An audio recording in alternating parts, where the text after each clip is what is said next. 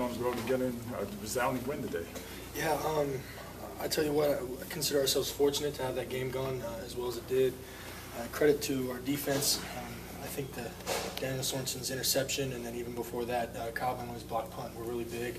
We weren't working with long fields; we were working with short fields. So defense and special teams, I think, allowed us to, make this game. We fully expected a dogfight, and it was. But at the end, we had short field too many times, and they had long field, and we consider ourselves fortunate to have this game have turned out the way it did. Riley, you obviously responded very well after the interception. What was your attitude at that point? Yeah, I mean, goodness.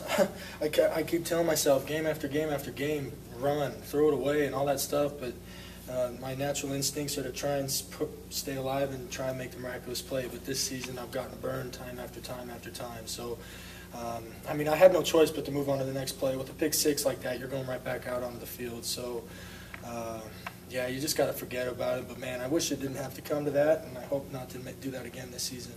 How do you regain your composure? Does Coach Dome come and talk to you, or because it obviously affects you? Yeah, I mean, he knew and I knew nothing really had to be said, and I was glad we came out that next series. I was glad he showed enough confidence in me to let me throw the ball downfield a little bit, and so yeah, I mean, there's nothing to say. There's nothing really to do. You just got to go out and make the next play.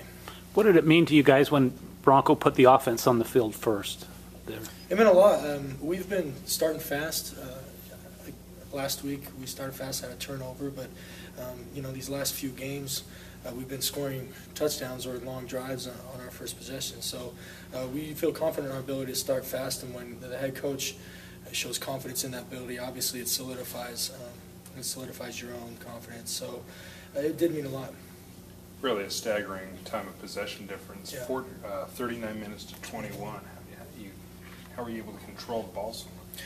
Well, that's how our offense is designed. We're not a big chunk offense, although that's part of the equation. But we pride ourselves on third down conversions and getting first downs and marching the ball down the field, being able to execute 4, 10, 12, if needs be 15 plays at a time.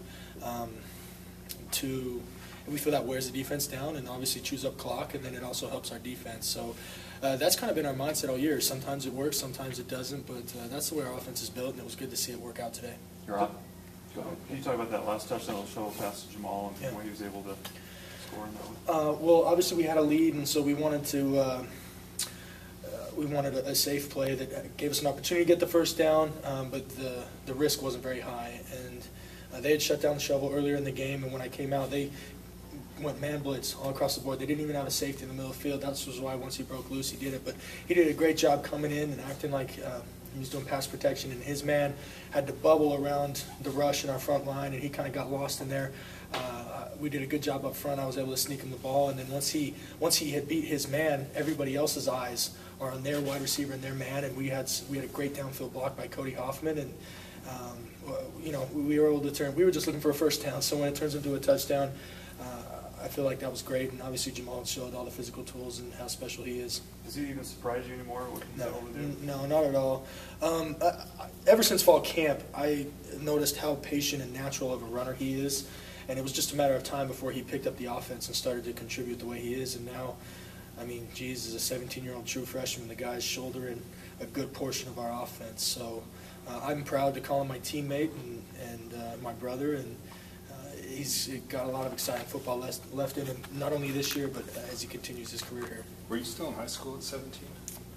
Me? No, I was a young graduate. I was young for my grade too. But I'll tell you one thing, that he was 11 years old when I started my first game in 2006, before my mission. So think about that one for a minute.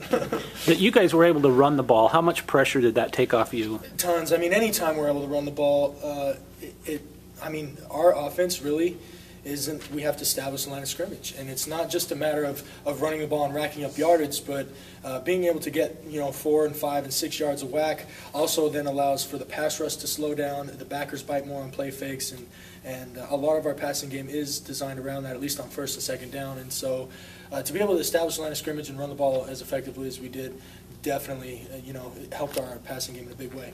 Along the same lines, offensive line depth was a concern coming in a little bit because they didn't have as many guys. Right. Talk about the way they played out there today. It's been a battle and a grind all season, and that's what our guys did today. They battled it and grinded out. I know Braden Brown, he's been battling back and ankle and shoulder injuries, and I know on one of the first series, his back twinged, and he was playing with, all sorts of issues, and we got other guys playing with ankles and hands and stuff, but we battle and we fight till the bitter end, and it hasn't always come out in our favor this season, but the 5 that we had starting and going out there to play, we didn't expect anything less, and they did a great job. Is this the most satisfying one you've had this year, just because of the way everything was able to come together on the road against a good team? No question. Up to this point, to come down to ACC country and play a great opponent like Georgia Tech with all the history and tradition that they have, and really the talent that they have on this team, that I feel for them because we're right there along with them. Their season hasn't gone how they thought it would go, and they're coming out here battling every day. So we consider ourselves fortunate to come away with a win. Take it for granted. We're going to let this one save. We have a bye week, so we don't have to immediately move on to the next opponent. So we're going to let this one sink in and enjoy it for a little while. How much fun was it in the locker room afterwards?